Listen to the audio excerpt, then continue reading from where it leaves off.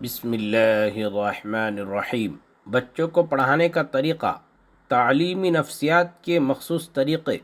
جزا، نقد کی صورت میں انعام دینا ایک ترغیب ہے، لیکن تجربے سے معلوم ہوا کہ یہ مثالی محرک نہیں ہے۔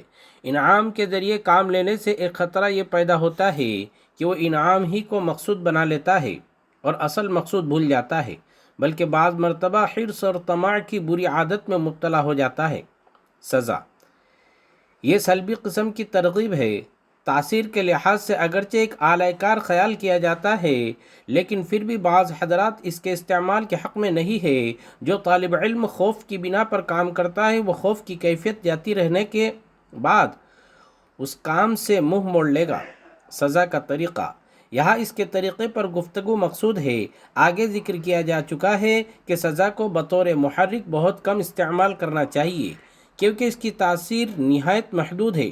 سزا صرف اس وقت مفید ہوگی جب اس کے تمام ممکن نقصانات پر غور کر کے اس کی ضرورت کو محسوس کیا جائے اور پھر سزا کے طریقے اور اس کے مقدار کو منتخب کیا جائے۔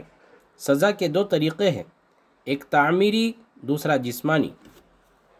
تعمیری سزا یہ ہے کہ سبق میں مذکور 5-10 الفاظ کو 10-10 مرتبہ لکھنے کا مکلف بنایا جائے۔ اس تعمیری سزا کا اثر جسمانی سزا کی بنسبت زیادہ رہے گا۔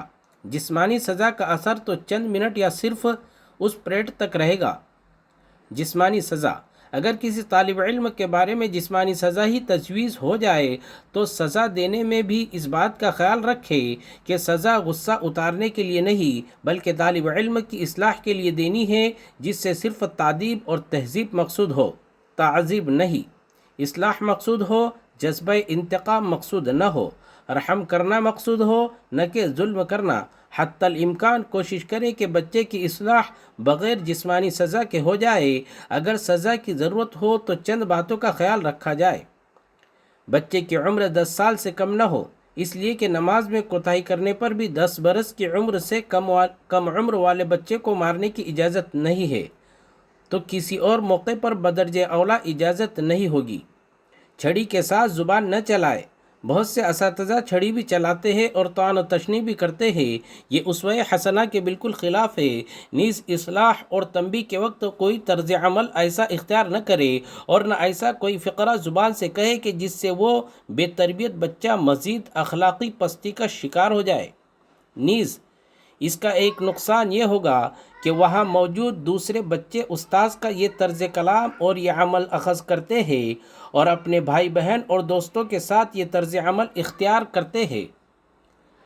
مارتے وقت سر، چہرہ، سینہ، پیٹ اور شرمگاہ پر نہ مارے، غصے کی حالت میں نہ مارے۔ 2 ضربوں کے درمیان میں اتنا وقفہ ہو کہ پہلی مار کی تکلیف ختم ہو جائے۔ چھڑی درمیانی ہو، ایک ہی جگہ نہ مارے بلکہ مختلف مقامات پر مارے۔ اس طرح مارے کہ کھال نہ چھلے، خون نہ نکلے بلکہ نشان بھی نہ پڑے۔ سزا دینے میں زیادتی اور کوتاہی۔ تعزیر کے متعلق ایک کوتاہی یہ ہے کہ بعض معلمین کے یہاں اس کی کوئی حد ہی نہیں، جب تک غصے کی تسکین نہ ہو جائے سزا دیتے ہی چلے جاتے ہیں۔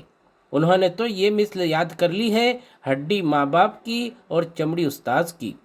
شوہر کو محبت ہوتی ہے اور باپ کو شفقت، یہ اسباب ظلم کے کم کرنے والے ہو جاتے ہیں، اور ان حضرات مدرسین کو نہ کوئی اندیشہ ہے، نہ کوئی محبت و شفقت، یہ سب سے بڑھ کر آزاد ہے۔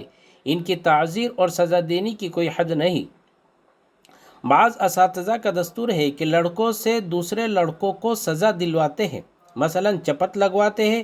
یہ انتہائی غلط طریقہ ہے، اس سے آپس میں دشمنی پیدا ہوتی ہے۔ نورانی مکاتب کے اساتذہ کے لیے سزا دینے کے معاملے میں خاص ہدایت۔ مکتب میں اکثر بچوں کی عمر 10 سال سے کم ہوتی ہے، اس لیے جسمانی سزا کی گنجائش نہیں ہے۔ اگر بچے کی عمر 10 سال سے زیادہ ہو تب بھی ادارے کی طرف سے مارنے کی اجازت نہیں ہے۔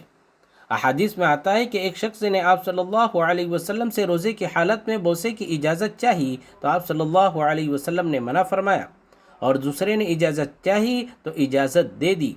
بات یہ ہے کہ مخاطب کے اختلاف سے احکام میں اختلاف ہو جاتا ہے۔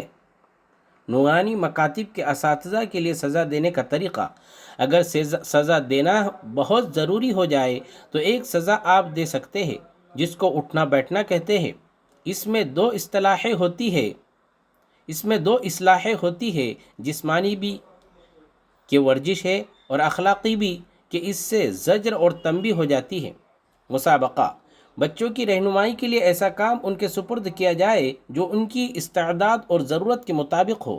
اس مقصد کے لیے اشتراک عمل ایک عمدہ ذریعہ ہے، لیکن اساتذہ کرام کا اس کے برے نتائج سے آگاہ ہونا اور مشاہدے سے کام لینا بھی ضروری ہے، کیونکہ بسا اوقات اس سے حسد اور انتقام کے جذبات پیدا ہو سکتے ہیں۔ اللہم احفظنا۔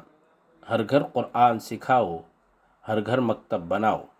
لائک کرے، شیئر کرے، کمنٹ کرے۔